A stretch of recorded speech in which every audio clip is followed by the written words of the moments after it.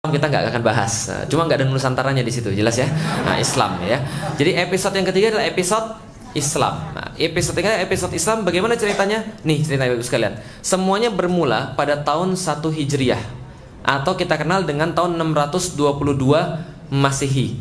Maksudnya apa sih Masehi, Ustadz? Masehi itu artinya adalah tahun yang dihitung setelah lahirnya Al-Masih. Al-Masih, boleh nggak Ustaz kita pakai tahun Masih? Boleh, nggak ada masalah, nggak dosa. Loh toh kita juga beriman pada Isa Al-Masih. Kita juga beriman pada Yesus Kristus. Sama nggak Ustaz Yesus Kristus dengan Isa Al-Masih? Sama, bedanya cuma lafaz saja. Kalau Isa itu bahasa Arab, bahasa Ibraninya Isa, bahasa Yunaninya Jesus. Bahasa Arabnya Al-Masih, bahasa Ibraninya Mesias. Pemain bola paling hebat siapa? Nah itu Mesias artinya. Mesias itu artinya juru selamat. Juru selamat sama kayak Al-Masih yang dijanjikan. Al-Masih yang dijanjikan Al-Masaha, asal kata adalah yang diurapi. Bahasa Ibraninya Mesias, bahasa Arabnya Al-Masih, bahasa Yunaninya Kristos. Jelas maksud saya? Yang tidak boleh mengakui dia sebagai Tuhan, itu nggak boleh. Tapi kalau nama itu kadang-kadang beda-beda. Di Indonesia namanya Muhammad, di Malaysia namanya Muhammad, di Betawi namanya Mamat. Tapi sama nggak? Sama. Di Turki Mehmed, sama nggak? Sama. Di Cina Mo. Wah udah gitu aja, Mo itu jadi apa? Jadi marga. Contoh misalnya kalau ada yang marganya Mo atau Ma, itu berarti Muslim. Contohnya Ma Sanbao, yang di Indonesia terkenal dengan nama Cheng Ho. Itu artinya marganya Mo Muhammad atau Ma Muhammad. Jelas sampai di sini? Nah, saya cuma pengen ngasih tahu Yesus Kristus itu tidak salah, karena dia Isa Al-Masih. Berarti Al-Masihi yang dihitung dengan Masehi artinya setelah kelahiran. Oke, Isa Al-Masih atau Yesus Kristus. 1 Hijriah itu sama dengan 622 Masehi. Artinya 1 Hijriah itu diperingati kapan? Dulu para sahabat debat. Kita harus punya tanggalan sendiri. Kita harus punya tahun sendiri. Lalu para sahabat mengajukan, oke, kalau gitu saya mengajukan tahun kita dimulai dari kelahiran Nabi Muhammad. Yang lain bilang, enggak deh, nanti sama kayak orang-orang Nasrani dong. Ya sudah, kalau gitu tahun kita dimulai dari turunnya wahyu, nuzul Quran. Enggak deh. Kalau gitu ada apa? Semuanya debat. Akhirnya yang dipilih adalah pendapatnya Umar bin Khattab. Umar bin Khattab mengajukan ada satu momen yang sangat penting di dalam hidup kita, sekaligus di dalam agama kita. Momen itu bukan kelahiran Nabi, bukan juga nuzul Quran, tapi momennya adalah hijrah. Jelas ya? Dari Mekah ke maka namanya tahun Hijriah. 1 Hijriah 622 Masehi terjadi satu momen yang sangat penting di dalam Islam. Sebentar. Yaitu adalah momennya hijrahnya Rasul dari Mekah ke Madinah. Kemudian di Madinah beliau menegakkan sesuatu yang oleh para ulama-ulama disebut dengan Daulah Islam Nabawiyah. Saya jelaskan sebentar. Sorry lagi agak batuk sedikit. Nah jadi ini adalah Daulah Islam Nabawiyah, disebut dengan Daulah artinya adalah negara Islam yang terletak di daerah Madinah. Daulah Islam Nabawiyah Madinah, atau disebut dengan ya Madinah saja, atau Daulah Rasul, terserah. Yang penting namanya adalah Daulah Islam Nabawiyah. Rasul menegakkan Islam yang berfungsi sebagai sebuah negara yang melindungi segenap umat Islam. Nah itu benderanya Ibu sekalian. Yang di bawah itu bendera Rasul ya. Jelas ya, bukan bendera ISIS ya. Yang bilang bendera ISIS berarti Anda anak buahnya abu-abu yang kemarin itu ya. Jelas ya. Bendera Rasul kemudian berdiri di situ. Bendera Rasul ada dua. Karena Troyatu sallallahu alaihi wasallam saudah waliwauhu abyadha. Sesungguhnya panji Rasul berwarna hitam dan benderanya berwarna putih. Maka ketika Rasul menegakkan Islam di sana, lihat sebelah kiri Romawi, sebelah kanan Persia. Yang sebelah kanan usianya sudah 1173 tahun, yang sebelah kiri usianya sudah 650 tahun. Bayangkan, yang sini sudah tua banget, hampir sampai ke ajalnya, yang di sini lagi muda-muda banget, lagi hot-hotnya.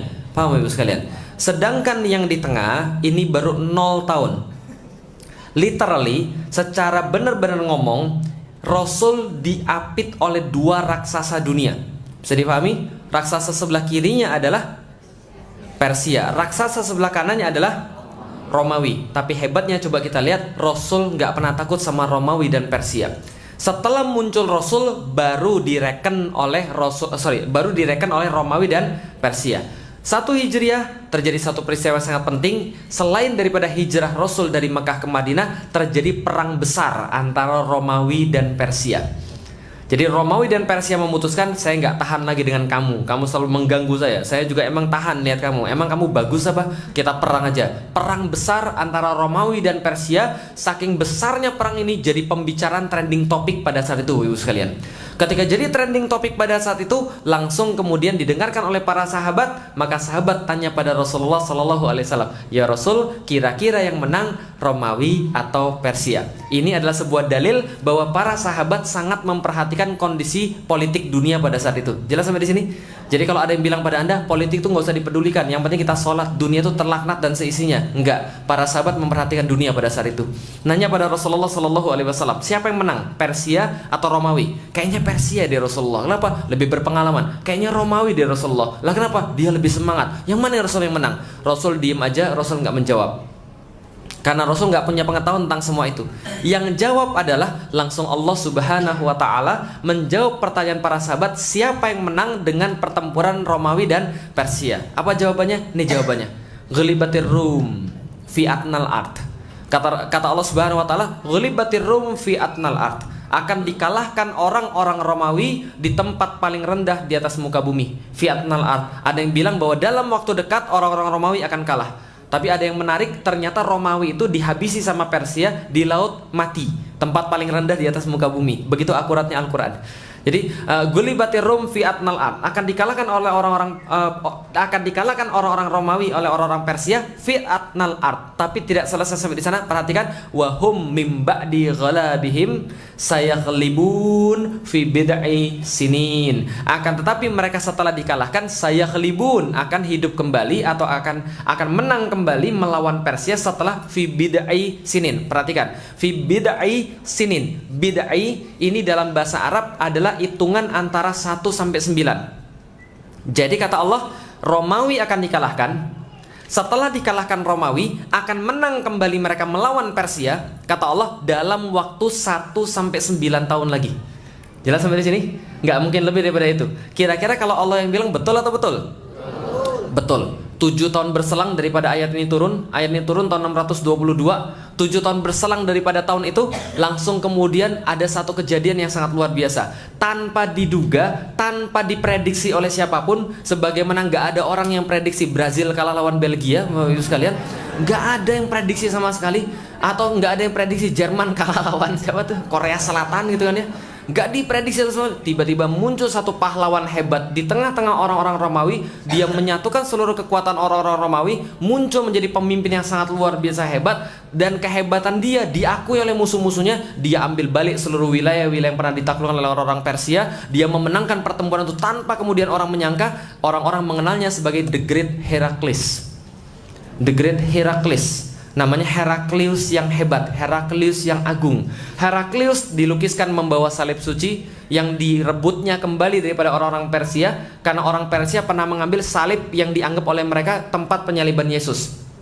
Dibawa kembali salib suci ini, kemudian diarak pergi ke kota Yerusalem dengan arak-arakan yang sangat luar biasa, perayaan kemenangan yang hebat sekali. Setelah dia sampai ke Yerusalem, dia kemudian menancapkan salib suci ini di depan gereja Makam Kudus yang sampai sekarang masih ada di situ salibnya. Kemudian dia berdoa di bawah salib itu, dan dikisahkan oleh sebuah sejarawan, ketika dia selesai berdoa, ada seorang kemudian tentaranya ngasih, mohon maaf Paduka Raja, ini ada surat yang kami nggak ngerti sama sekali dalam bahasa Arab.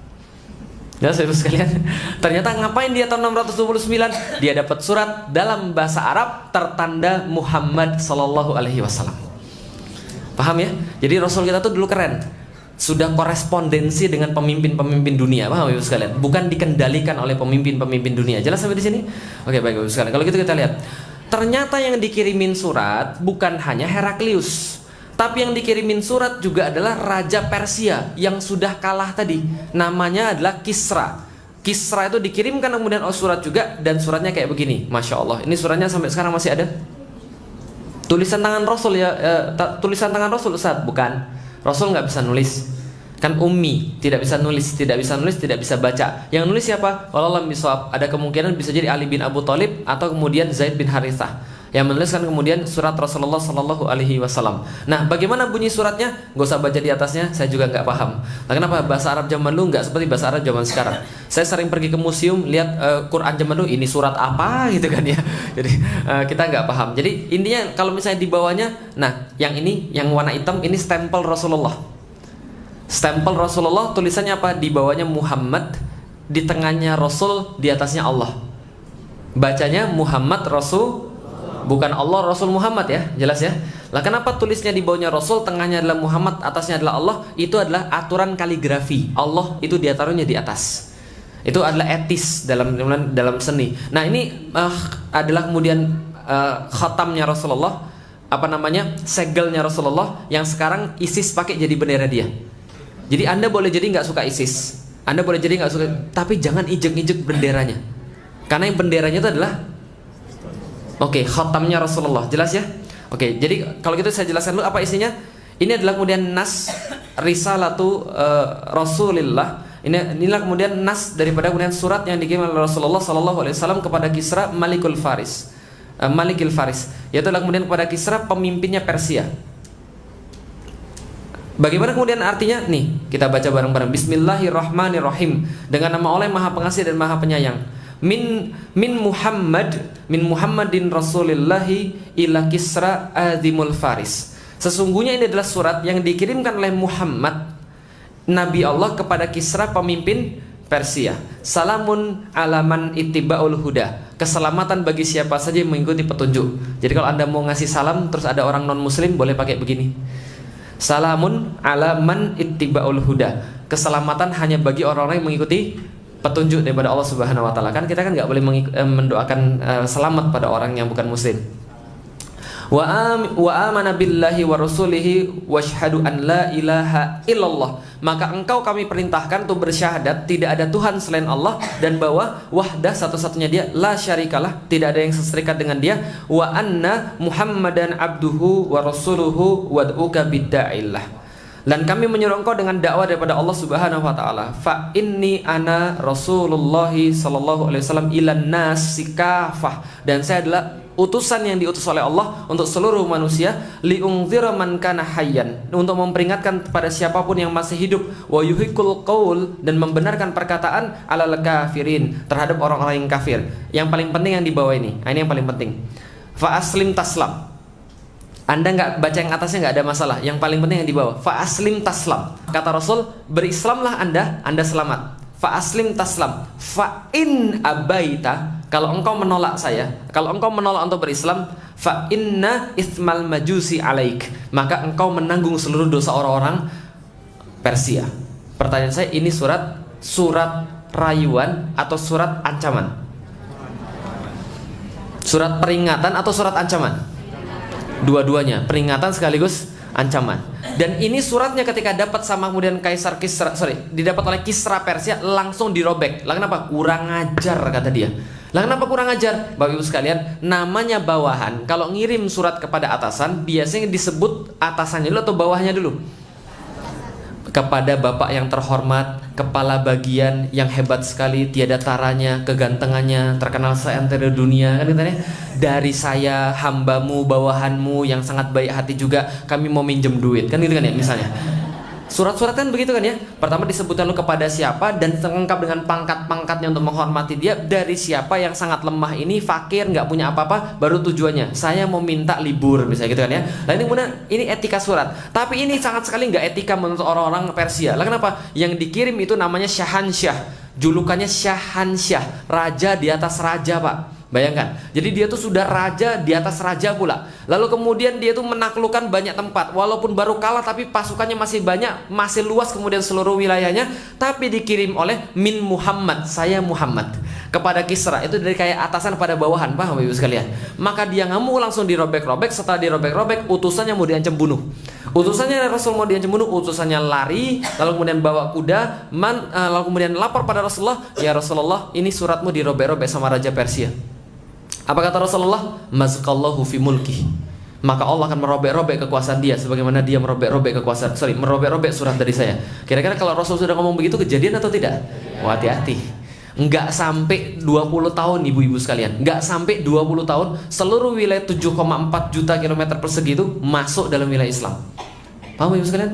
7,4 juta kilometer masuk dalam wilayah Islam oleh satu orang pemuda namanya Sa'ad bin Abi Waqqas sama Khalid bin Walid. Gitu ya. Itu ditaklukkan habis seluruh Persia. Jadi negara yang benar itu berkembang ibu sekalian. Itu baru benar kayak Islam pada waktu itu. Kalau negara kita kira-kira berkembang atau berkurang? Nah itu contoh negara nggak serius, paham ibu sekalian? Nggak, saya nggak ngomong siapa-siapa gitu. Nah, lalu kemudian dikirim juga surat kepada Raja Romawi. Yang tadi saya bilang setelah dia berdoa di bawah salib tadi, dia mendapatkan, nah ini surat buat dia. Aslim taslam, sama. Kalau kamu mau masuk Islam, taslam, kamu akan selamat. Ajroka bimarrotain. Dan engkau akan diganjar oleh Allah dengan 2 kali ganjaran. Apa ganjaran duanya? 1 beriman pada Isa, 2 beriman pada Muhammad. Ayo masuk Islam. Kalau kamu tidak mau masuk Islam, maka sesungguhnya kamu akan tanggung dosa orang-orang Romawi. Ini peringatan atau ancaman? Peringatan atau ancaman? Dua-duanya. Tapi Raja Romawi Heraklius itu masih muda dan benar-benar berpendidikan. Enggak langsung dirobek. Dia bilang, ini dari siapa mas? Dari Muhammad. Muhammad itu siapa? Orang yang ngaku nabi di daerah Timur Tengah. Langsung dek dia. Lalu dia bilang, coba cari tahu tentang Muhammad. Karena dek langsung. Kenapa? Dia mempelajari kitab banyak sekali. Dia mempelajari kitab banyak sekali. Dia sangat dekat dengan orang Yahudi. Dia mempelajari banyak sekali tentang nabi-nabi akhir zaman. Jadi kalau zaman sekarang orang sering dengar pengajiannya Ustadz Zulkifli Muhammad Ali tentang akhir zaman gitu kan ya. Antum takut gak keluar rumah? Takut itu kayaknya ini mau kiamat ya sebentar lagi. Nah zaman dulu pembahasannya bukan Ustadz Zulkifli, karena Ustadz Zulkifli belum ada. Nah dulu pembahasannya tentang Nabi akhir zaman. Jadi mereka sangat hafal tentang Nabi. Langsung dek dipanggilkan, cariin saya orang Arab, saya mau tahu tentang siapa Muhammad. Maka kemudian dicarilah seluruh dicarilah di seluruh Yerusalem yang waktu itu namanya Ilia Capitolina. Jadi kapital Ilia. Ilia itu dicari seluruhnya orang-orang di situ, dan Anda bisa menemukan nanti kisah ini di dalam Sahih Bukhari di bab paling awal tentang bagaimana kemudian dicarinya orang ini dapat orang Arab, pas pula dapat tetangganya Rasulullah, pas pula keluarganya Rasulullah, pas pula bangsawan Quraisy namanya Abu Sufyan. Kenal? Nah, kenal. Abu Sufyan datang kepada Heraklius, dihadap-hadapkan pada Heraklius, dan mereka berbincang-bincang antara Heraklius dengan Abu Sufyan. Dan waktu itu Abu Sufyan belum masuk Islam. Nah, perbincangan ini panjang sekali. Anda bisa baca di Sahih Bukhari, silakan. Jadi saya nggak ngarang, ya. Jadi bagaimana kemudian percakapan mereka? Ditanya, bagaimana Muhammad? Dia begini. Bagaimana nasabnya? Nasabnya begini. Bagaimana bentuk fisiknya? Bentuk fisiknya begini. Bagaimana dia berantem dengan Anda? Kadang dia menang, kadang kami menang. Bagaimana tentang pengikutnya? Begini. Bagaimana akhlaknya? Begini. Panjang banget. Setelah kemudian mendengarkan seluruh tentang itu, Heraklius terdiam. Kemudian dia bilang begini, orang ini nabi. Jelas? Orang ini nabi. Dan kalau andaikan Anda bilang itu semuanya benar, maka sebentar lagi kekuasaan orang ini akan sampai di depan kaki saya. Dan kalau saya ada di depan dia sekarang, maka saya akan ambil kakinya dan akan saya cium kakinya.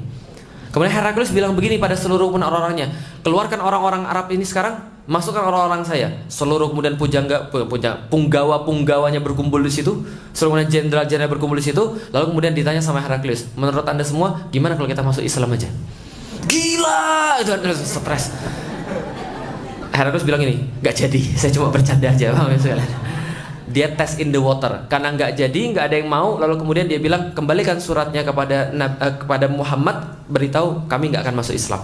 Jelas sampai di sini? Dia menolak masuk Islam. Nah, setelah kemudian dia menolak masuk Islam, ibu sekalian, ternyata Islam itu berlanjut menguasai kemudian setiap wilayah demi wilayah. Heraklius berakhir dengan sangat mengerikan sekali. Jadi kalau Anda nanti baca tentang Heraklius, akhir hidupnya ngeri. Lah kenapa? Menolak Rasulullah Sallallahu Alaihi Wasallam. Lah kalau Persia lebih ngeri lagi akhir hidupnya. Lah baru kemudian kaum muslimin menguasai seluruh wilayah sampai akhirnya menguasai wilayah bagian Romawi, dan tamatlah Romawi pada saat itu pada tahun 1453. Cerita tentang Muhammad Al-Fatih. Jelas sampai di sini terus sekalian? Masya Allah, lihat wilayah Islam cuma segini doang, Madinah setitik doang nih, cuma setitik doang, langsung jadi wilayah sebesar ini dalam waktu kurang daripada 100 tahun, Bapak Ibu sekalian. Termasuk menaklukkan Konstantinopel pada tahun 1453. Sekarang wilayah Islam, dulu wilayah Islam ketika masih jaya-jayanya itu wilayah Islam yang bisa saya kumpulkan. Dari Maroko sampai Merauke itu wilayah Islam. Dari sini Spanyol, loh kok Spanyol nggak masuk Ustaz? Iya, sudah direbut kembali sama orang-orang Spanyol, Reconquista. Wilayah Islam paling luas kapan Ustaz? Tahun 1550 ketika zamannya Sulaiman Al-Qanuni, itu yang paling luas. Nah, Islam menguasai seluruh Jaziratul Arab, seluruh kemudian Afrika bagian utara, termasuk Wakanda kayaknya gitu kan ya. Lalu kemudian lautan Mediterania. Oh, antum belum tahu ya? Itu Wakanda itu terinspirasi oleh raja Islam yang sangat kaya. Wakanda itu sangat kaya sekali. Jadi itu terinspirasi dari sana. Nah, ini kemudian lautan Mediterania. Tapi hari ini kita nggak bahas Wakanda gitu kan ya. Lalu kemudian India ini siapa? Oke, yang sering nonton film India? Ada yang sering nonton film India? Oke, tahu Joda Akbar tahu? Joda Akbar tahu? Tahu. Akbar itu nama apa? Nama Islam atau nama India? Namanya Jalaluddin Muhammad Akbar. Jalaluddin Muhammad Akbar ini adalah cicit daripada Timurlang. Timurlang ini siapa? Keturunan Genghis Khan. Jadi Genghis Khan itu punya anak, lalu kemudian dia punya anak lagi. Nah, ini kemudian masuk Islam. Ogedei Khan namanya. Ogedei Khan kemudian punya anak-anak, nanti jadi Timurlang. Timurlang kemudian punya anak-anak, namanya tadi Jalaluddin Muhammad Akbar. Jadi dulu India tuh hampir semuanya Muslim. Sekarang aja masalah gitu kan ya. Nah, tapi kemudian lihat, ini wilayah Islam 20 juta kilometer persegi termasuk Indonesia. Anda pikir Indonesia masuk Islamnya kapan? Sebelum Hindu? Yakin? Enggak. Indonesia Hindu masuk duluan, Buddha masuk duluan. Kerajaan terakhir daripada Hindu Buddha adalah kerajaan Majapahit. Samudra Pasai itu masuk memang lebih dulu, tapi lebih dulu mereka Hindu dan Buddha. Majapahit itu terakhir pada tahun sekitar 1400-an, itu diganti oleh kemudian kerajaan Islam pertama, namanya kerajaan Islam Demak. Kerajaan Islam Demak, Raden Fatah itu anak Brawijaya V Majapahit. Lah kenapa kemudian dia bisa masuk Islam? Diutus Wali Songo oleh Mehmed Chalebi, penguasa Khilafah Utsmani pada tahun 1400-an. Bisa difahami sampai di sini? Lengkap ya, jelas ya? Nah, Islam kemudian memimpin sepanjang itu, dan tidak hanya memimpin sepanjang itu, dia memberikan keluar biasaan yang sangat hebat. Ditemukanlah kemudian teknologi nggak pernah ada pada zamannya. Dihiasilah dunia dengan kehebatan-kehebatan yang nggak pernah ada pada masanya. Orang-orang Arab Islam melukis langit-langit lalu memberi nama-nama bintang di langit dengan nama-nama dia, gitu kan ya, Aldebaran, gitu kan ya. Lalu kemudian bintang apalagi misalnya yang kala jengking itu apa gitu namanya? Apa namanya? Bukan Scorpio, itu bahasa Latin gitu kan ya. Segala macam lah. Nanti coba lihat bintang-bintang di langit yang namanya depannya Al, itu semua bahasa Arab, gitu kan ya. Nah, artinya kemudian mereka, nah contoh misalnya begini, ini ada seorang namanya Ibnu Al-Haisami. Ibnu Al-Haisami ini menulis sebuah kitab namanya Al-Manazir. Ceritanya begini, ada satu cerita, saya nggak bisa memverifikasi kebenarannya, tapi kira-kira ada hikmahnya. Jadi gini, dia diminta oleh gubernur Mesir untuk bikin bendungan Sungai Nil. Sampai di Sungai Nil, karena dia aslinya bukan ahli mata, dia ahli arsitek, teknik sipil. Ketika dia sampai di sana, dia lihat, saya disuruh apa? Buat bendungan Sungai Nil. Gila, itu aja orang zaman dulu bisa buat piramid, itu aja nggak bendung Sungai Nil. Paham maksudnya? Yang bisa buat piramid aja nggak bendung Sungai Nil. Berarti mereka nggak bisa bendung Sungai Nil. Apalagi saya nggak bisa. Langsung dia dipenjara. Di penjara yang kamarnya gelap itulah dia nggak bisa melihat apa-apa. Di satu waktu yang sangat terik sekali, dia bisa melihat satu gambar yang membuat dia sangat terpesona. Dia mempelajari tentang teori-teori pemantulan cahaya dan mata. Akhirnya dia menulis satu buku di dalam penjara itu namanya Al-Manazir. Di dalam buku itulah dia menjelaskan teori refraksi, teori kemudian pantulan-pantulan cahaya, sekaligus menciptakan sebuah alat yang namanya kumroh, yang sekarang kita kenal dengan nama kamera. Berarti yang hobi selfie, tolong ucapkan terima kasih pada Ibnu Al-Haisami. Makasih, gitu kan ya, karena dia sudah menciptakan seperti itu. Nah, jadi kumroh tuh cara kerja seperti apa? Jadi gini, kalau ada ruangan gelap, lalu kemudian ada satu titik kecil, dia bisa kemudian memantulkan apa yang terjadi di luar masuk ke dalam.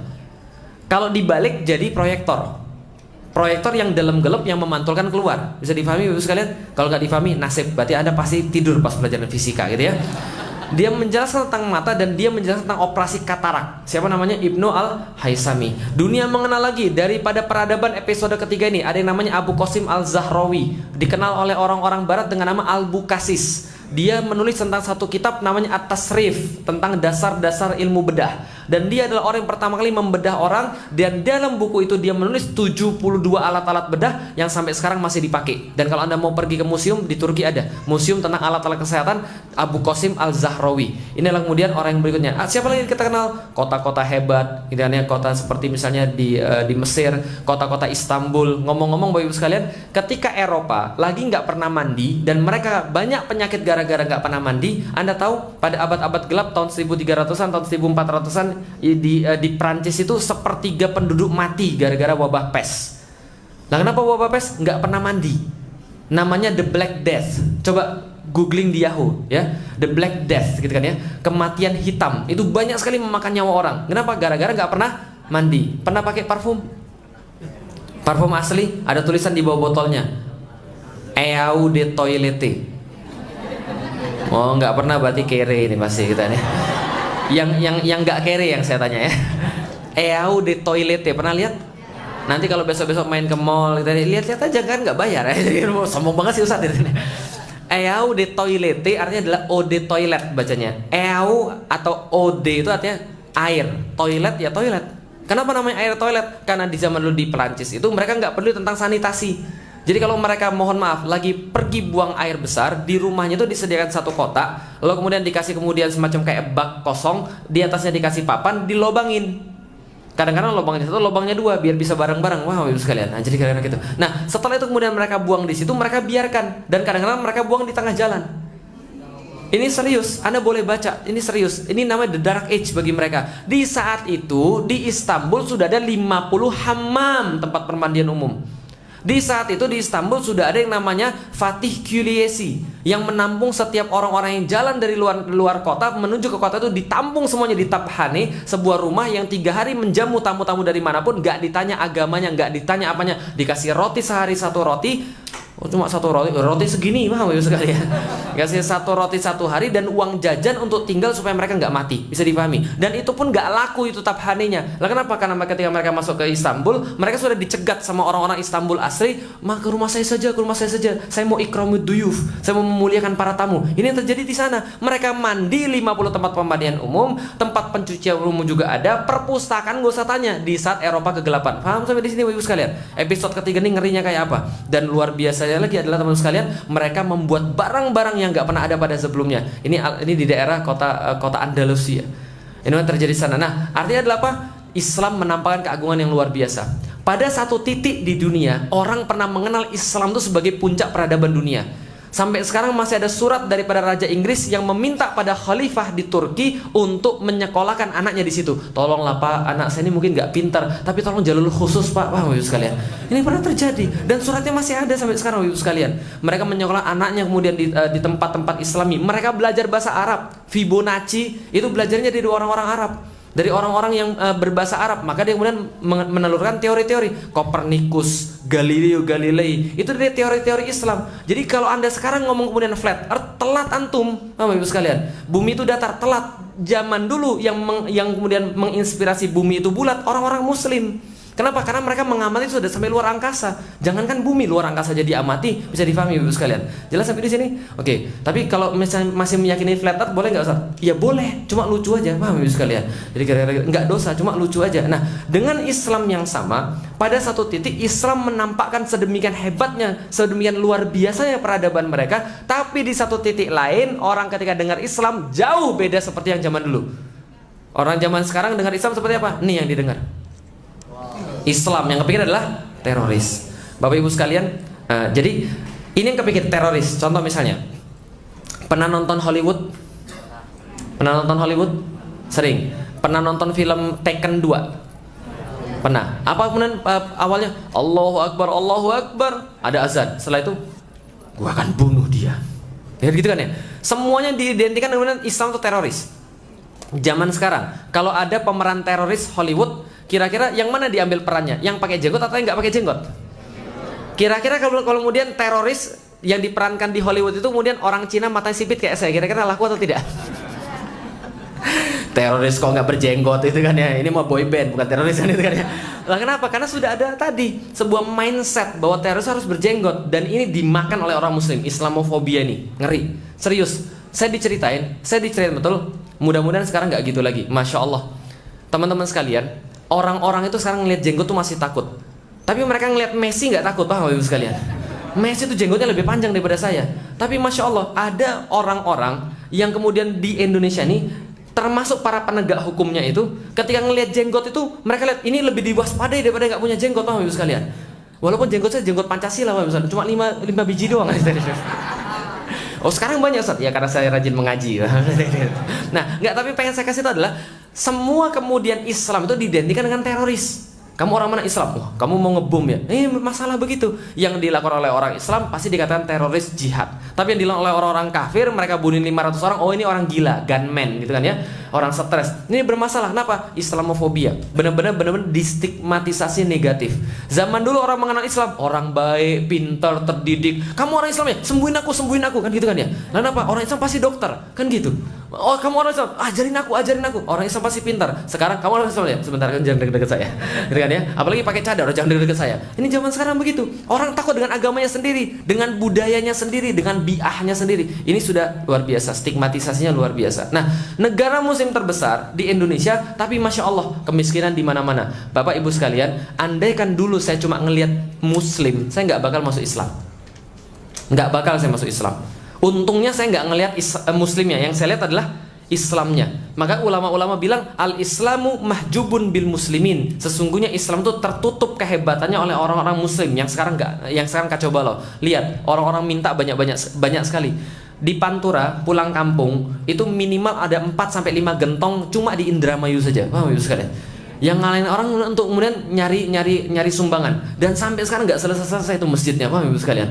Orang ngelihat itu Islam tuh bawaannya sumbangan. Zaman dulu Ibu sekalian, di rumah saya pas saya masih belum muslim, ada seorang laki-laki masih kecil, umur kelas 3 kelas 4, pakai peci putih, lusuh, bawa map. Ngapain dia?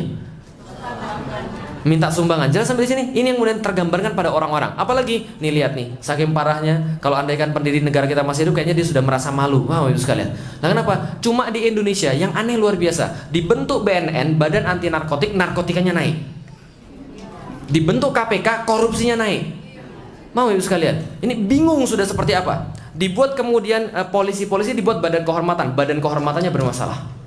Dibuat kemudian MPR dan DPR untuk mengawasi, MPR DPR-nya bermasalah. Dibuat badan kehormatan MPR, badan kehormatannya bermasalah. Dibuat KPK-nya masalah juga. Bisa dipahami Ibu sekalian? Masalahnya apa? Bingung orang. 11,7 juta anak putus sekolah. Itu data tahun 2008 Ibu sekalian. Hanya orang-orang kaya yang bisa kemudian sekolah. Orang-orang makan seperti, generasi sekarang coret-coret. Ini materi saya buat tahun 2009, belum ada TikTok. Nah, kalau mungkin sekarang perlu saya ganti gitu ya. Orang-orang sudah sudah setengah hilang akalnya gara-gara aplikasi-aplikasi semacam itu. Masya Allah, coret-coret. Sampai sekarang masih ada coret-coret nih, Masya Allah Ibu sekalian. Dan coret-coretnya juga cuma coret-coret. Tapi kelakuan mereka tuh, coba lihat. Ini, lihat nih, Islam. Sebentar. Lihat nih. Lihat. Jangan Anda dulu ini ya, masuk di sini. Lihat, agamanya apa ini? Coba lihat. Woi, tren terbaru. Oh, fashion. Iya. Lihat tuh. Ini seorang wanita dicolek nggak apa-apa, dipegang nggak apa-apa. Sudah, nggak ada harga diri sama sekali. Coba bayangkan gede ini jadi apa nih kira-kira? Ngerokok, minum-minuman keras. Nggak hanya itu sekalian. Coba lihat apa di sini? Bakar motor orang. 2008. Lihat.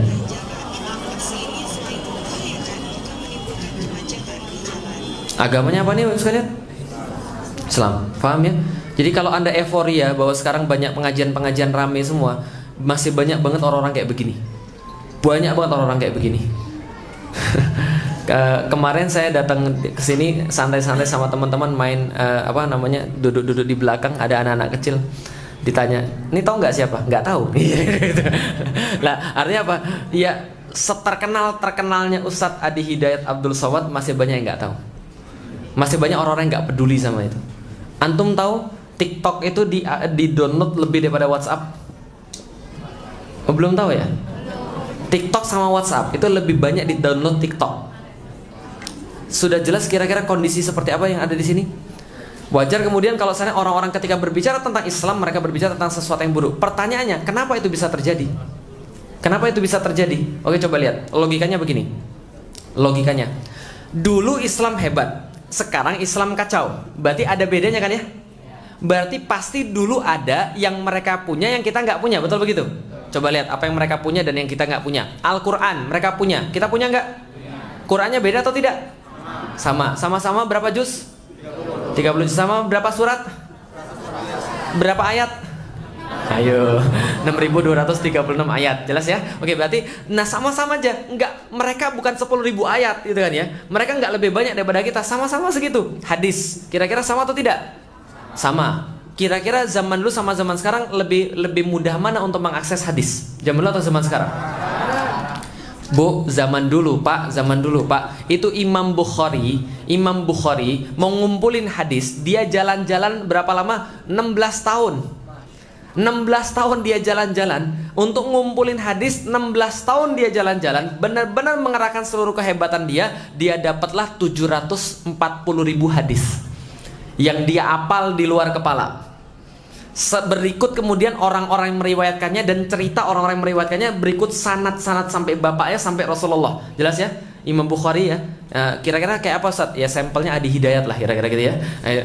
Ini orang pinter banget ini Bukhari ini. 740.000 hadis dihafal di luar kepala selama 16 tahun. Dia peres 740.000 hadis ini, dapatlah dia sahihnya yang benar-benar dia yakin ini dari Rasulullah, benar-benar dari Rasulullah, tidak diragukan lagi, dapat 7.200. Dari berapa? 740.000 diperes jadi berapa? Enggak sampai 1%-nya. Dan setiap dia menuliskan satu hadis, sebelum dia menuliskan, dia akan sholat 2 rakaat dulu, minta petunjuk bagi Allah, kepada Allah. Kalau dia yakin, dia baru tulis itu hadisnya.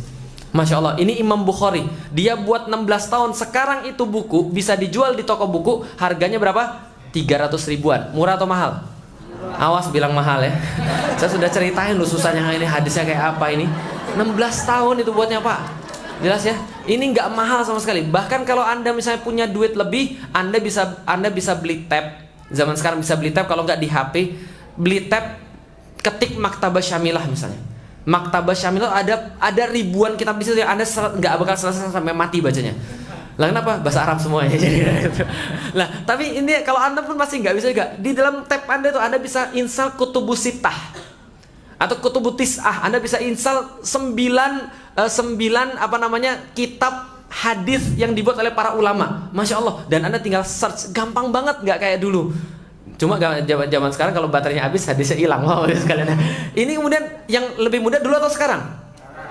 Pertanyaannya, kenapa kita masih nggak bisa seperti mereka? Loh, berarti ada yang salah ini. Mereka lebih pintar Ustaz? Enggak juga. Bisa dipahami Ibu sekalian. Arab sudah saya tunjukin zaman dulu, ada nggak yang pengen? Sumber daya Arab tuh nol Ibu sekalian. Mereka cuma jago ngafal saja, tapi mereka nggak ada yang lain. Berantem melulu, nggak ada sumber daya. Tapi ketika datang Islam baru mereka hebat. Tapi kita Islam juga nggak? Kita juga Islam, harusnya kita bisa. Nah, pertanyaannya apa? Oke, kalau gitu kita cari. Inilah yang kemudian saya katakan, dulu mereka punya 3 pilar yang mereka senantiasa terapkan. Ini yang membuat jadi kayak tadi. Jadi sejarah yang kita lihat episode ketiga. Oke, pilarnya apa saja? Yang pertama individu, yang kedua masyarakat, yang ketiga negara. Jelas sampai di sini? Oh Ustaz, nggak boleh bahas negara Ustaz, nanti dikira subversif, nanti dikira anti NKRI, anti Pancasila. Bapak Ibu sekalian, tugas saya membaca sejarah lalu menyampaikan kepada Anda sejarah. Anda mau percaya atau tidak, silahkan. Anda mau ngecek sejarahnya, sampai sekarang masih bisa Anda baca. Itu cuma tugas saya, menyampaikan sejarah. Oke? Yang pertama individu, yang kedua masyarakat, yang ketiga negara. Oke, yang pertama individu, ketakwaan individu. Yang paling nyata kelihatan di dalam Islam adalah ketika orang masuk Islam, secara individu dia berubah total sebagaimana orang nggak tahu sebelumnya. Betul begitu? Coba lihat Umar bin Khattab sebelum masuk Islam dengan sesudah masuk Islam, berubah total atau tidak? Berubah total. Sifatnya masih keras, cuma pemanfaatan kerasnya itu berubah total. Sebelumnya menjegal Nabi Muhammad, sebelumnya menjegal dakwah Nabi Muhammad. Setelah masuk Islam, besok mau hijrah. Oke, gue besok hijrah. Gimana cara hijrahnya? Kita diam-diam aja. Enggak, lu aja yang hijrah diam-diam. Umar bilang apa? Saya mau pengumuman dulu. Dia datang ke Ka'bah, naik ke atas Ka'bah, lalu bilang, nama saya Umar, besok mau hijrah. Kalau yang nggak sayang pada dirinya sendiri dan yang mau anaknya jadi yatim dan mau istri jadi janda, tunggu saya di depan. Paham Bapak sekalian? Berubah total dari kemudian mengancam Rasulullah jadi membela Rasulullah Shallallahu Alaihi Wasallam. Secara individu, ketakwaan individu sangat luar biasa. Setiap Muslim yang membaca Al-Quran itu tidak akan mungkin bermaksiat secara sengaja. Nggak akan mungkin dia bermaksiat secara sukarela. Paham Bapak sekalian? Minimal hatinya teriak kalau dia mau maksiat. Minimal kalau dia baca Quran. Gimana caranya? Ketakwaan individu ini dicapai ketika seseorang sudah mulai mengenal Allah Subhanahu wa taala. Cara paling singkatnya seperti apa? Baca surat-surat makiyah. Baca surat-surat makiyah, pahami tadaburnya, pahami artinya. Jadi jangan cuma baca Al-Waqiah, An-Naba, Ar-Rahman dan seterusnya. Baca surat-surat makiyah, di situ ada banyak yang memberikan ketakwaan dalam hidup kita. Kalau kita sudah yakin ada Allah, maka kita yakin bahwa Allah itu mengawasi kita. Pertanyaan saya sederhana, Anda pernah ngevlog? Anda pernah ngevlog? Atau pernah lihat orang ngevlog? Kalau Anda pernah ngevlog, Anda akan tahu sendiri, Anda baru bangun, Anda nggak akan mungkin mau Anda dilihat oleh orang. Minimal, tapi ada Ustaz orang yang kemudian uwal-uwalan Ustaz, itu pencitraan dia uwal-uwalan, paham Ibu sekalian? Tapi dalam kondisi paling buruk dia nggak akan mau dilihat. Kenapa? Manusia akan mau dilihat oleh orang lain dalam kondisi yang terbaik. Jelas sampai di sini? Pernah nggak ada orang nonton film porno terus kemudian di vlog? Ada nggak? Nggak ada kan ya? Kenapa? Karena dia merasa diawasi. Orang yang merasa diawasi akan senantiasa hati-hati. Paling gampang, karyawan sama bosnya lagi main game tapi dia sudah sediain. Kalau bosnya datang, wah kelihatannya bagus gitu kan ya. Maka harus diawasi terus, betul Bapak sekalian. Nah, kalau Anda merasa diawasi CCTV aja Anda nggak banyak bergerak. Contoh misalnya, ada orang-orang penceramah kalau sudah ada kamera di depan dia sulit ngomong. Lah kenapa? Hati-hati ngomongnya. Kalau nanti salah ngomong, gawat gitu kan ya, bisa dipermasalahkan. Nah, kalau ada CCTV, kalau ada kamera, ini akan direkam. Kalau orang memahami akidah yang benar, Allah senantiasa ngelihat, jangankan kamera, Allah rekam saya kok. Jangankan kemudian cuma kamera, cuma di dunia, Allah mempertanggungjawabkan semua yang saya katakan. Maka apa yang saya katakan, jangankan antum mau rekam, antum mau sebarkan, terserah. Allah kemudian mencatat omongan saya. Bisa dipahami Ibu sekalian? Orang yang kemudian berada dalam akidah Islam, dia merasa diawasi oleh Allah. Maka ketika dia diawasi oleh Allah, dia nggak banyak bermaksiat. Contoh misalnya, suatu waktu Rasulullah Shallallahu Alaihi Wasallam mengatakan ada seseorang yang sangat luar biasa ketakwaan individunya, walaupun nggak dilihat oleh orang lain. Jadi gini, seorang laki-laki beli tanah pada seorang laki-laki yang lain. Ternyata setelah dia beli, dia mau nanam di tanah itu, pas dia gali dapat emas. Emasnya bukan 1-2, selantak 2 lantak emas. Jelas sampai di sini, emas banyak sekali. Setelah dia dapat emas, kalau ada yang dapat emas, kira-kira gimana? Kira-kira gimana? Dia ambil, lalu dia bawakan kepada yang jual. Dia bilang, mohon maaf akhi, yang saya beli kemarin itu adalah tanah, saya nggak beli emas. Karena itu ini saya dapat emas, maka ini tidak ada dalam akad kita. Sekarang saya balikin emasnya kepada kamu. Apa kata yang jual? Mohon maaf akhi, yang saya jual kemarin itu tanah berikut isi-isinya. Berarti ini emas bukan punya saya. Oh, cap ini juga bukan punya saya, ini juga bukan punya saya. Akhirnya diserahkan kepada hakim. Hakim kemudian memanfaatkan ini untuk kepentingan umum. Jelas Bapak Ibu sekalian, sama-sama nggak mau emas. Bayangkan itu terjadi pada masa sekarang. Jangankan emas di dalam tanah, yang di luar aja hilang, Bapak Ibu sekalian. Jelas ya, ini ketakwaan individu. Orang yang bertakwa itu, Masya Allah Bapak Ibu sekalian, jangankan urusan apapun, yang ada aja dia nggak mau, apalagi wasiat bapak ibunya. Nggak akan jadi masalah kalau anak-anak bertakwa, insya Allah. Cuma anak-anak yang nggak bertakwa, bapak ibunya meninggal, yang pertama kali diributkan adalah warisan. Kalau bertakwa, ngapain kemudian? Saya selalu ajarin pada anak-anak saya gini, sesuatu itu mendekat kamu ke Allah atau tidak? Kamu tidak dibeliin mainan, kamu nggak pernah ribut. Beliin mainan, kalian ribut, mainannya Abi ambil. Jelas Bapak Ibu sekalian? Artinya apa? Sesuatu itu mendekatkan pada Allah atau tidak? Kalau orang sudah kemudian benar-benar sudah akidahnya benar pada Allah, maka secara individual dia terjaga daripada berbuat maksiat secara sengaja dan sukarela. Paham Bapak Ibu sekalian? Nah, ini kalau kemudian orang paham tentang katakan individu. Dia sholat, dia baca Quran, dia tahajud, maka ketika orang lain tidur, dia berdiri sendiri menghadapkan ridha Allah, maka dia akan senantiasa Allahu Akbar, Allah lihat saya. Mau bermaksiat, sebentar. Mau buka film porno, ya Allah, kalau saya nanti mati buka ini gimana? Felixio mati buka film porno. Yang saya nggak perlu dengan Anda. Yang soalnya apa? Anak saya, buset, bapak saya mati ngeliat film porno. Lagi TikTokan mati gitu. Nggak usah. Kalau Anda benar-benar tahu Allah itu dalam, Anda kenal Allah, Anda akan benar-benar sulit untuk bermaksiat. Kalaupun bermaksiat, Anda pasti akan merasa sangat bersalah banget. Gitu kan ya? Lah kenapa? Karena Anda benar-benar sudah kemudian ditanamkan akidah Islam. Ketakwaan individu ini pilar yang pertama. Tapi kalau orang-orang cuma takwa secara individu, Allah tahu Anda itu lemah. Makanya kemudian Rasul katakan, innama yakulu dzi'bu minal ghanami qasiyah. Sesungguhnya serigala itu cuma memakan domba-domba yang sendirian. Paham maksudnya? Serigala itu ibaratnya maksiat. Maksiat milik orang yang sendirian. Coba lihat saja, orang-orang sendiri itu biasanya maksiat. Makanya ibu-ibu yang punya anak-anak laki-laki yang baru balik, jangan boleh anaknya ngunci pintu. Serius, jangan boleh ada kunci di kamar anaknya. Orang Amerika, pas saya pergi ke Amerika itu, mereka nggak ada kunci di pintu anak laki-lakinya. Lah kenapa? Karena anak laki-laki kalau misalnya sudah di kamar sendirian, ngunci pintu, di dalam ada internet, ada kemudian HP, yang dibuka apa? Kemungkinan besar pornografi. Jelas sampai di sini? Lah kenapa? Karena kesendirian itu akan lebih mudah digoda oleh syaitan. Tapi kalau bareng-bareng biasanya lebih enak untuk beribadah. Contoh, kalau bareng-bareng gini, yuk kita bareng-bareng berjamaah nonton film porno. Ya jadi begitu. Gak mungkin. Pacaran berjamaah ada? Nggak ada. Pacaran enaknya sendiri-sendiri. Pacaran berjamaah rapat bro. Ibu sekalian. Bukan pacaran itu. Nah maka kemaksiatan itu enaknya kalau sendiri. Tapi berjamaah enaknya itu beribadah. Maka gimana cara yang kedua? Nah ini masyarakat yang peduli. Ini pilar yang kedua. Jadi kata Rasulullah Sallallahu Alaihi Wasallam, sesungguhnya ibarat daripada orang-orang yang menaati Allah itu seperti menaiki kapal.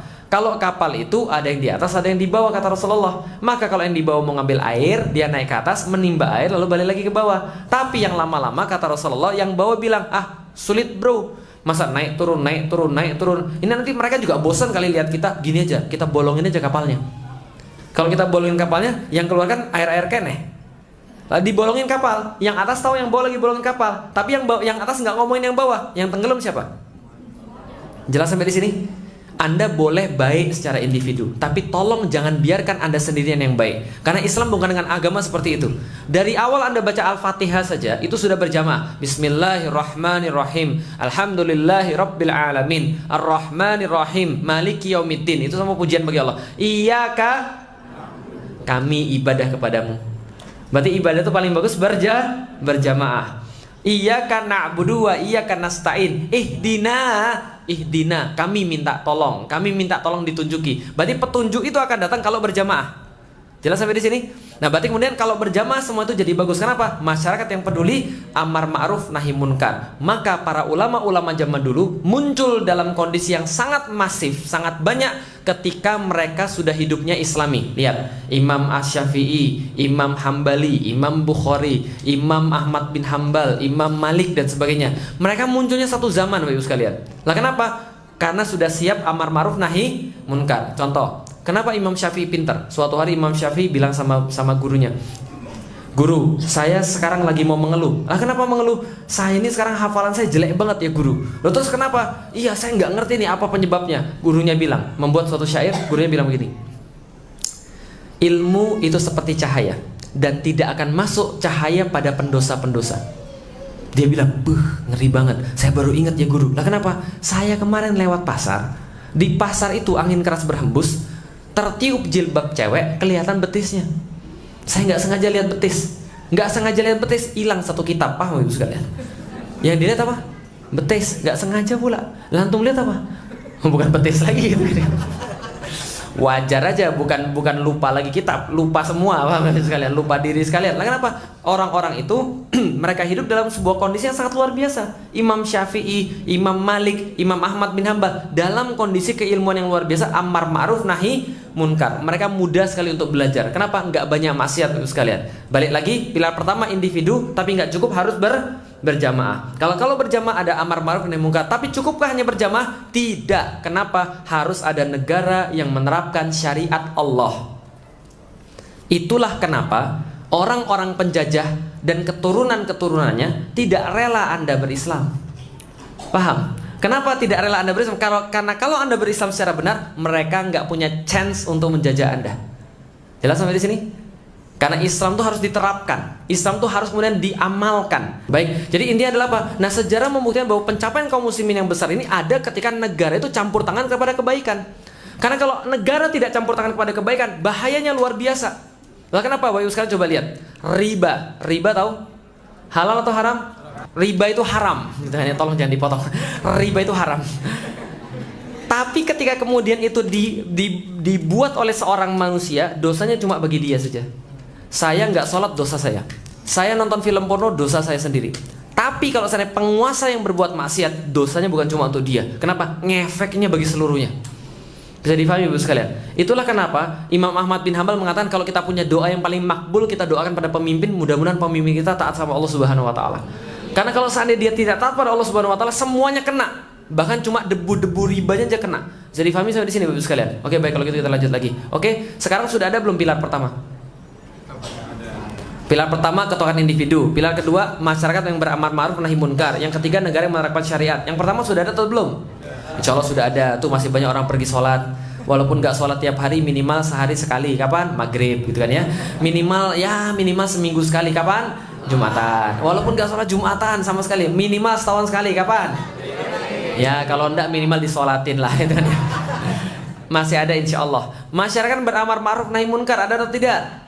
Insya Allah ada NU, ada Muhammadiyah, ada Persis dan sebagainya. Semua kemudian kelompok-kelompok yang beramar ma'ruf nahi munkar. Yang sekarang MMI, FPI, HTI dan sebagainya. Nah ini semua amar ma'ruf nahi munkar ada pada kelompok-kelompok ini.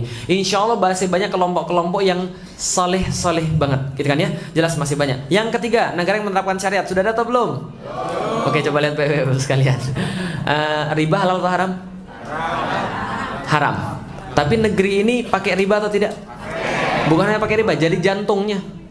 Jadi jantungnya di dalam Al-Quran tidak ada dosa melebihi riba daripada ancaman daripada Allah Subhanahu Wa Taala. Cuma satu-satunya dosa yang Allah katakan, kalau engkau masih berbuat, engkau saya ajak perang. Gila, nantangin perang Allah. Bayangin, nantang perang manusia aja belum tentu menang. Ini nantangin perang Allah. Negara ini menjadikan riba sebagai jantung ekonominya. Kalau mau dibahas nanti kapan-kapan kita bisa bahas. Tapi jantung ekonomi daripada negeri ini adalah riba. Allah sudah bilang jangan, kita bilang ini harus. Paham Bapak Ibu sekalian? Oke, berarti tidak diterapkan. Negara yang menerapkan syariat tidak ada. Maksudnya seperti apa Ustaz? Negara yang benar-benar menerapkan syariat dalam bentuk yang total. Contoh, bagaimana bentuk yang tidak total? Lihat nih. Ini masjid. Pernah masuk ke masjid ibu-ibu sekalian, mendapati ada cewek di masjid pakai baju tank top, celananya hot pants. Pernah nggak? Pernah. Ini pasti orang stres pasti orangnya. Yang lain pernah? Saya nggak pernah. Sesetres perempuan yang pernah saya temui gitu kan ya, yang paling seksi sekalipun bajunya duluan, masuk masjid itu Masya Allah dia tutup auratnya, dia pakai sarung, dia pakai kerudungan gitu kan ya. Pas saya tanya kenapa mbak? Ngeri Ustaz. Lah kenapa? Kualat nanti dikutuk jadi kodok saya gitu. Paham Bapak sekalian? Separah-parahnya orang masuk masjid dia masih merasa ini ada Allah di sini Bapak sekalian. Suatu waktu saya ngisi di kajian-kajian di perbankan dulu pas masih saya belum dituduh sebagai anti NKRI, anti Pancasila gitu ya. Ngisi di perbankan suatu waktu, terus di kantor itu pas kita mau sholat pas bulan Ramadan itu ada perempuan tergopo-gopo datang. Bajunya seksi banget Masya Allah. Kok Ustaz lihat sih, kelihatan orangnya lagi sufu vakum gitu kan ya, kelihatan. Lalu kemudian ketika dia buru-buru pakai mukena, setelah dia pakai mukena terus kemudian dia sholat. Setelah dia sholat, kemudian selesai sholat temannya iseng banget bilang dia begini, loh kok kamu pakai mukena sih tadi? Loh emang kenapa? Ini kan menghadap Allah, paham ya sekalian? Tapi setelah dia sholat dia buka lagi, kenapa? Karena dia merasa Allah coba lihat dia pas lagi paham ya sekalian? Sama kayak orang-orang di negeri ini. Orang-orang di negeri ini merasa Allah cuma lihat dia di masjid doang. Ketika dia masuk masjid, dia bilang kita harus meniru kepemimpinan Rasulullah Sallallahu Alaihi Wasallam. Kita harus meniru Abu Bakar As-Siddiq, harus meniru kemudian siapa lagi? Umar bin Khattab, harus meniru Utsman bin Affan, Ali bin Abu Thalib. Lip service. Tapi dia kemudian ketika di luar seolah-olah nggak ada Allah. Jangan pakai agama di dalam politik. Dalam memilih pemimpin nggak boleh pakai agama. Kalau Anda pakai agama, Anda anti keberagaman. Paham Ibu sekalian? Ini namanya negara sekuler. Negara yang kemudian membuang agama jauh-jauh dan dia cuma merasa Allah cuma ada di masjid. Bisa dipahami? Ini pemikiran asli hati-hati. Ini memang hati-hati sekali. Kenapa? Karena cuma menaruh Islam di tempat satu titik, sementara yang lain tidak. Ya tempat yang lain lebih tinggi ayat konstitusi daripada ayat-ayat Allah. Ya sudah, nanti kalau mati nggak usah ditalkin. Wow, Ibu sekalian. Bacain aja ayat konstitusi biar kapok gitu kan ya. Nah, ini menjadi problem. Karena kenapa? Karena gini, kalau orang sudah menempatkan ada yang lebih tinggi daripada Allah, akidahnya bermasalah. Sekali lagi, kalau ada orang yang menempatkan ada sesuatu yang lebih tinggi daripada Allah, akidahnya bermasalah. Kemarin ketika kemudian kejadian, saya termasuk yang protes, bukan masalah 200 daftar itu, bukan. Tapi kata-katanya itu loh. Sesuatu dakwah Islam harus sesuai dengan Pancasila. Bro, setahu saya Pancasila itu diambil dari Islam, bukan sebaliknya. Kalaupun harus ada yang disesuaikan dengan Islam, Pancasila itu sesuai dengan Islam. Jangan dibalik, Islam harus sesuai dengan Pancasila. Bisa dipahami Ibu sekalian. Nah, lalu dia Felix anti Pancasila, capek deh gitu kan ya. Sama orang kayak gitu kadang-kadang saya pengen begini. Sini kamu datang sini sebentar. Bukan mau dipukul, enggak. Kita diskusi aja. Saya pengen ngajak mereka debat tentang masalah Pancasila. Kita lihat pengetahuan siapa lebih baik. Sombong banget Ustaz? Enggak, itu bukan sombong, takabur, paham Bapak sekalian? Enggak, itu kekesalan seorang hati. Kekesalan seorang saja gitu kan. Jadi enggak, maksud saya gini, maksud saya adalah ini kemudian yang saya bilang tadi. Artinya ketika kemudian dia kemudian di masjid taat sama Allah, tapi begitu kemudian dia keluar daripada masjid, begitu di ruang sidang dia pakai aturan-aturan selain Allah. Bisa dipahami Bapak sekalian? Split personality. Gitu lah. Nah, maka kemudian sekarang sudah diterapkan belum? Belum diterapkan Islam. Artinya, ketika kita sekarang berdiri ibarat ada 3 pilar Islam, cuma ada 2, kita mau menegakkan Islam. Gimana jadinya? Jomplang, jatuh. Oke, kalau gitu kita lihat. Seberapa penting negara? Sorry, ini fontnya agak sedikit aneh karena berubah ketika ini laptop belum disesuaikan. Ini kemudian perkataan Utsman bin Affan. Innallaha la yaza'u bil Qur'an ma la yaza'u bis innallaha la yaza'u bis sultan ma la yaza'u bil Qur'an. Allah akan menghilangkan kemaksiatan menggunakan tangan penguasa, maksiat-maksiat yang tidak bisa dihilangkan dengan Al-Qur'an. Jelas sampai di sini? Karena Al-Qur'an sendiri mengatakan ada orang-orang tipe-tipe dibacaan Quran malah makin kafir. Aneh nggak coba? Bacaan Al-Quran malah tambah kafir. Wa idza tutla alaihi ayatuna walla mustakbiran ka'allam yasma'aha ka'anna fi uzunaihi waqra. Ada orang dibacaan Al-Quran berkata, "Allah, kamu tuh ngomong aja." Berpaling seolah-olah sombongnya minta ampun. Ada yang ketika dibacaan Al-Quran, "Hadza asatirul awwalin." Ini cuma dokumen sejarah. Ada model-model begini. Bisa difahami Ibu sekalian. Sehingga orang-orang kayak begini nggak bisa disadarkan dengan Al-Quran. Bagaimana disadarkannya? Dengan menggunakan tangan penguasa. Bisa difahami Ibu sekalian, penguasa. Contoh misalnya, setidaknya di Jakarta, alhamdulillah lah, tinggal ditiru ke tempat yang lain untuk punya penguasa yang menerapkan Al-Quran. Nah, sekarang sudah menerapkan Al-Quran belum? Ya, nanti insya Allah kita bareng-bareng untuk mendorong supaya menerapkan Al-Quran, gitu kan ya? Oke, baik. Yang berikutnya teman-teman sekalian, sesungguhnya dunia itu agama itu dan kekuasaan seperti saudara kembar. Dunia lagi. Agama atau din itu adalah asasnya. Ad-dinu usun wa sultanu harisun, dan penguasa itu adalah seperti haris, penjaganya. Kalau ada asas, ada dasar, tidak ada penjaganya, kayak rumah tanpa atap. Gimana kalau rumah tanpa atap? Hancur. Sedangkan penguasa tanpa agama seperti atap tanpa rumah. Untuk apa? Paham sekalian? Akan hilang semuanya, akan hancur semuanya. Nah, maka agama dan kekuasaan itu seperti saudara kembar. Untuk apa kemudian kita nyampein sekarang semua ini? Harus Anda pahami, ketakwaan individu sudah ada, amar ma'ruf sudah ada, yang ketiga yang belum ada cuma apa? Negara yang menerapkan syariat Allah. Dan itu yang insya Allah akan kita senantiasa perjuangkan secara istiqomah. Baik, terima kasih. Ini yang mau saya sampaikan. Kalau ada yang salah saya mohon maaf. Ada yang baik hanya berasal daripada Allah Subhanahu wa Ta'ala.